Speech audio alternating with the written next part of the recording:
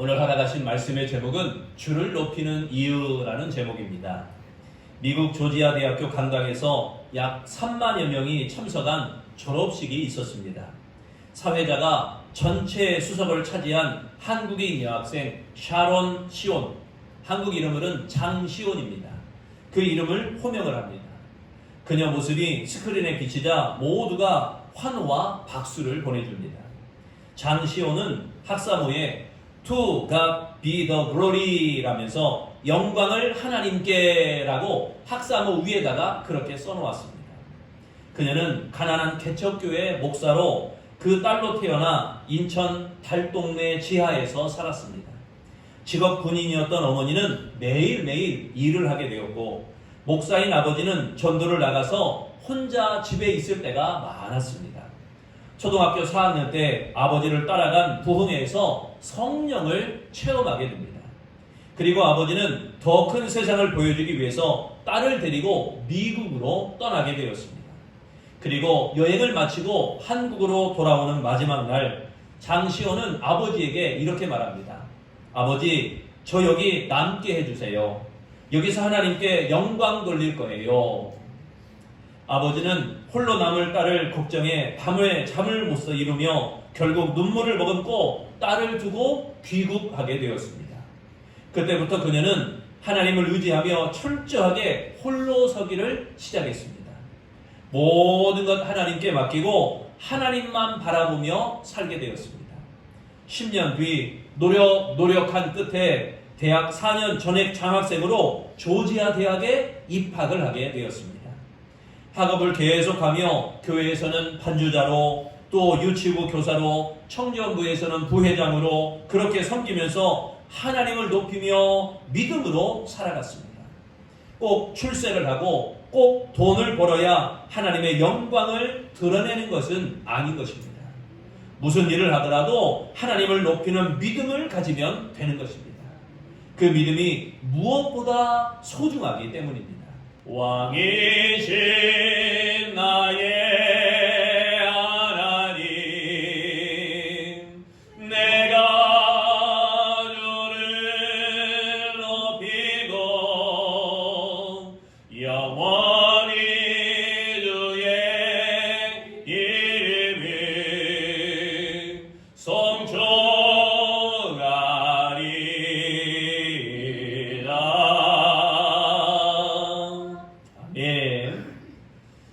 시편 30편은 슬픔이 변하여 춤이 되게 하시며 영혼을 음부에서 건져주신 하나님의 은혜를 기리는 그러한 다윗의 찬양시입니다. 시인 다윗은 1절에 말씀하기를 내가 주를 높일 것은 이렇게 시작을 합니다. 내가 주를 높일 것은, 이 말은 하나님을 드러내다 라는 뜻입니다. 낮은 하나님을 자신이 높여준다 그런 게 아니고 높으신 하나님을 더욱 드러낸다라는 의미입니다. 즉 하나님을 찬송할 것이라는 다짐인 것입니다. 다윗은 찬송의 사람이었습니다. 그래서 다윗은 시편 거의 대부분을 다윗이 지은 것처럼 찬송의 사람, 늘 찬양이 따라다니는 사람이었습니다. 기쁠 때도 찬양하고 평탄할 때에도 찬양하고 슬플 때에도 찬양하고 환난 때에도 여호와를 찬양했습니다. 다윗은 찬송으로 시작해서 찬송으로 마무리하며 오직 하나님을 높였던 사람이었습니다. 그리고 다윗이 하나님을 높이는 이유가 자신을 향한 하나님의 은혜 때문이다 라고 말을 합니다. 다윗이 주를 높이는 것처럼 우리도 주를 높여야 될 줄로 믿습니다.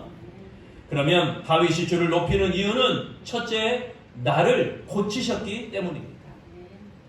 3대째 기독교 집안에서 태어난 손인경 박사의 이야기입니다. 손인경 박사는 필리핀 선교와 미자립교회 지원 사업과 함께 실직자와 노숙자들에게 무료 진료와 시술을 해주는 1인 다역으로 매우 바쁜 생활을 하고 있습니다. 그러나 그에게도 고난의 시절이 있었습니다. 1988년도 삼손 한의원을 개원한 후 경제적인 여유가 생기자 하나님을 뒤로 한 채 세상에 눈을 돌렸습니다. 손인경 박사는 말합니다. 하나님의 경고는 가혹했다. 빚 보증을 섰다가 잘못되어 물질적 풍요는 하루아침에 빈곤해졌고 아들이 사고로 목과 얼굴에 3도 화상을 입는 일이 발생했다. 그때서야 무릎을 꿇고 하나님을 찾기 시작했다. 밤낮 가리지 않고 회개를 하며 하나님의 뜻을 저버리지 않겠다고 약속했다. 하나님의 응답은 아들의 상처 치유로 나타났는데 흉측한 상처를 본 의사들이 치유가 불가능하다고 했지만 눈물의 기도를 시작한 후부터 3살이 도달하면서부터 흉측한 모습이 사라지기 시작했다. 그때의 기쁨은 무엇과도 바꿀 수가 없었다. 여러분, 그 손 박사는 성경과 건강 이야기라고 하는 국민일보에 이러한 글을 연재하고 할렐루야 건강법 강사로 활동하면서 주어진 달란트만큼 열심히 일하고 능력이 허락하는 동안 하나님을 높이며 사는 것이 진정한 믿음이라고 생각한다. 이렇게 고백하고 있습니다. 아무쪼록 그리스도인은 하나님을 높이는 믿음의 태도를 분명히 할 때 하나님이 고쳐주시는 은혜를 경험하게 되어질 줄로 믿습니다. 목적이 내가 아니라 하나님이 되어야 됩니다. 목표가 내가 아니라 하나님이 되어야 됩니다. 하나님, 내가 잘 살게 해주세요. 아니에요. 하나님, 내가 성공하게 해주세요. 아니에요. 하나님, 내가 낫게 해주세요. 아니에요. 하나님, 하나님의 백성입니다. 하나님의 백성이 잘 되게 해주세요. 하나님, 하나님의 사람입니다. 하나님의 사람이 승리하게 해주세요. 여러분, 말이 앞뒤가 달라도 너무 다른 것입니다. 2절 말씀 다 같이 봉독합니다. 시작.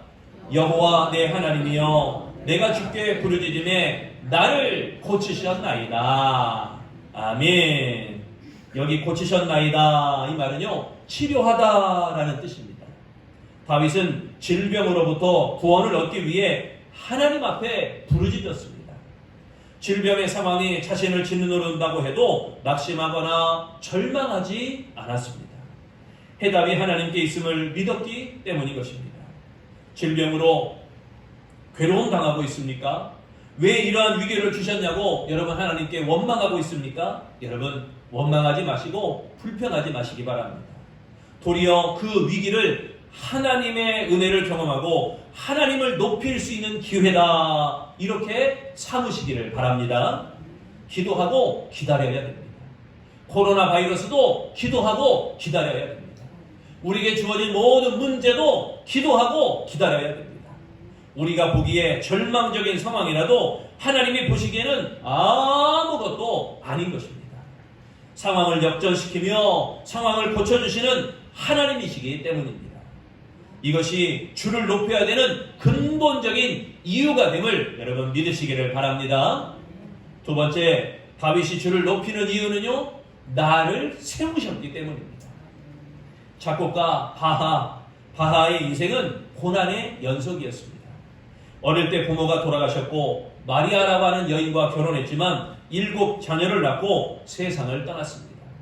재혼하여 11명의 아이들과 9명의 딸을 두었지만 11명의 아들과 9명의 딸을 주었지만 10명이 어려서 죽었습니다.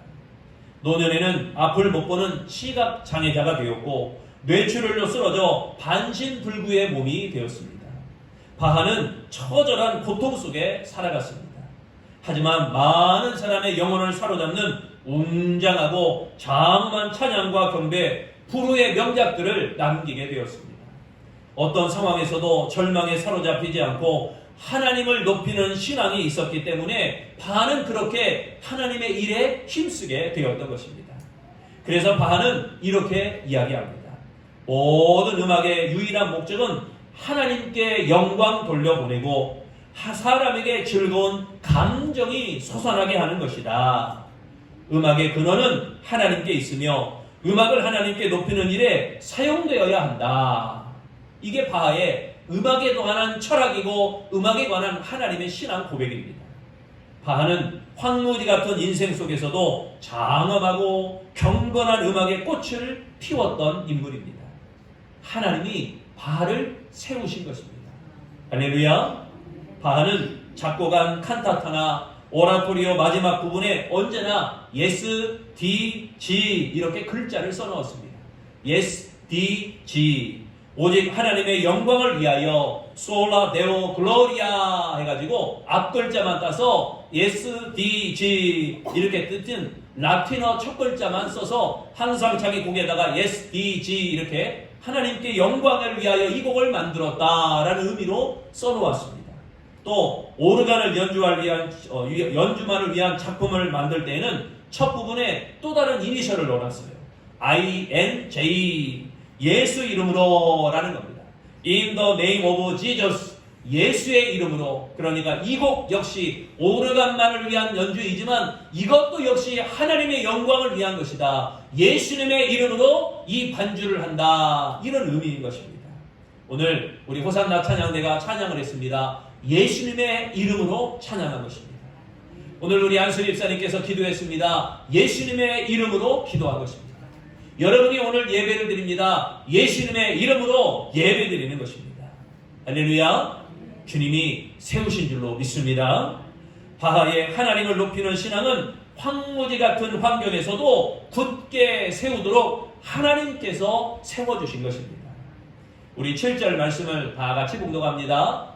여호와여 주의 은혜로 나를 산같이 굳게 세우셨더니 주의 얼굴을 가리시며 내가 근심하였나이다.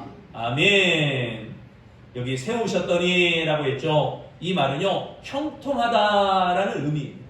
세우셨다, 형통하게 하다. 다윗은 하나님의 징계로 형통의 근거가 어디에 있는지 깨닫고 고백하게 됩니다. 자신의 형통이 자신의 노력이 아니라 하나님의 은혜로 말미암은 것을 알고 하나님을 높이고자 했던 것입니다. 은혜의 주체를 분명히 했습니다. 은혜의 주체는 내가 아니다.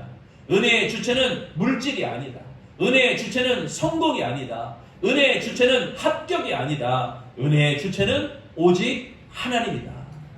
삶이 형통하십니까? 숨을 쉬며 살아갈 수 있으니 하나님의 은혜임을 깨달으시기를 바랍니다. 생명의 원천은 주님께 있습니다. 하나님이 세우지 아니하시면 그 어떤 것도 이룰 수가 없는 것입니다.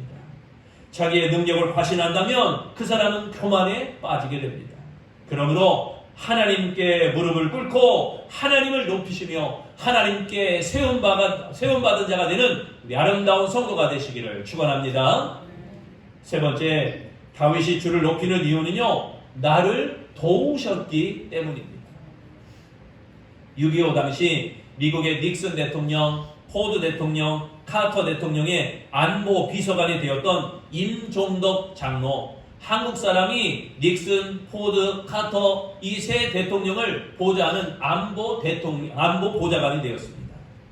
임종덕 장로는 독립운동가인 아버지와 교사였던 어머니를 공산군이 반동분자로 총살하여 장작 위에 기름을 부어 불살하는 걸 자기 눈으로 목격을 하게 됩니다. 그는 고아원에서 탈출한 29명의 고아들과 함께 서울역 근교에서 거지 생활을 하게 되었습니다.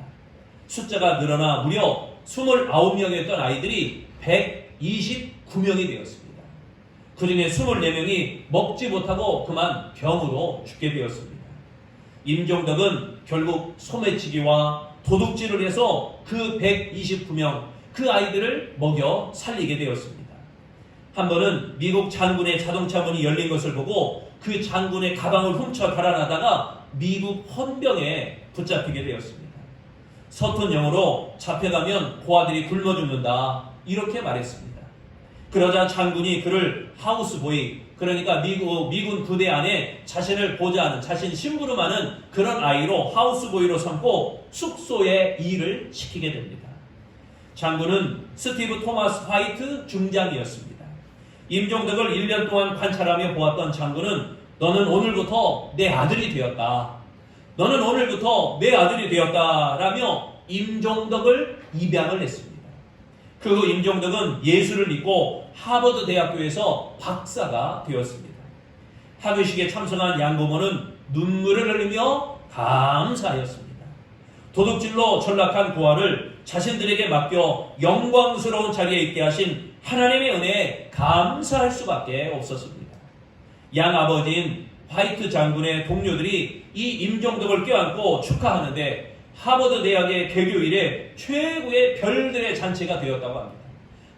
양아버지가 장군이다 보니까 동료들이 다 장군이에요. 그래서 이 아들이 졸업한다는데 동료들이 와서 축하해 주니까 많은 별들이 와서 그 자리를 축하해 주었다고 합니다. 임종덕 장로는 그 순간의 감격을 이렇게 이야기합니다. 고아인 자신을 도우신 손이 하나님의 손이었고 자신을 안아준 양아버지의 포옹은 하나님의 사랑이었다. 하나님을 높이는 믿음이 하나님의 도움을 받게 되었던 것입니다. 우리 10절 말씀을 신앙 고백으로 읽습니다. 여호와여 들으시고 내게 은혜를 베푸소서. 여호와여 나를 돕는 자가 되소서 하였나이다. 아멘. 여기 돕는 자라고 했어요. 여호와의 국률에 온전히 맡긴 다윗을 향한 하나님의 모습. 기도 그 자체는 응답을 받을 만한 가치를 지니고 있지 않습니다. 기도 그 자체는 응답을 받을 만한 가치가 없어요. 여호와께서 기도를 들으신다면 전적으로 그의 자비하심 때문입니다. 다윗은 이 사실을 깨달았기 때문에 여호와의 성품에 근거하여 도우심을 구하였던 것입니다. 그리고 도우시는 행동을 보여달라고 하나님께 간절히 호소했습니다. 하나님 이렇게 기도하오니 하나님 나에게 행하여 주옵소서. 하나님 나에게 보여주옵소서. 나의 돕는 자가 되소서. 나의 돕는 자가 되소서. 이 기도는 자신이 얼마나 위급한 상황에 처해 있는지, 자신이 기도가 얼마나 간절한지를 나타내주고 있습니다. 하나님은 다윗이 회개하자 회복의 은혜를 베푸시며 다윗을 도와주셨습니다. 슬픔이 변하여 춤이 되게 하시고 슬픔의 베옷을 벗기시고 기쁨으로 띠를 띄우셨던 것입니다. 이러한 하나님의 도우심을 체험하며 하나님을 높이는 우리 아름다운 성도들이 되시기를 바랍니다. 하나님을 높이는 경배하면 하나님을 높이며 경배하는 아름다운 그리스도인, 그 가운데 하나님이 여러분 한 사람 한 사람을 세워주시고 높여주시고 주장해주시고 함께해 주실 줄로 믿습니다. 사랑하는 성도 여러분, 우리는 연약한 존재입니다. 실수하고 죄를 범할 수밖에 없습니다. 그것 때문에 하나님의 징계를 당할 수가 있습니다. 그러나 중요한 것은 징계를 받고 회개하느냐, 징계를 받으면서 회개하지 않느냐, 그 여부에 따라 달라져 있습니다. 하나님은 회개하기만 하면 우리의 형편이 어떠하든지 회복시켜 주시는 줄로 믿습니다. 부디 하나님의 긍휼, 하나님의 자비하심, 하나님의 사랑을 구하시기를 바랍니다. 그리하여 다시 높여주시는 하나님을 높이는 아름다운 성도 되시기를 바랍니다. 다시 세워주시는 하나님을 더욱 높이는 아름다운 백성이 되시기를 바랍니다. 그리고 다시 도와주시는 하나님을 높이는 하나님의 양들이 되시기를 바랍니다. 그렇게 하나님을 높여 살아가는 아름다운 성도가 되어 하나님께 높임 받는 복 있는 아름다운 그리스도인 되시기를 축원합니다.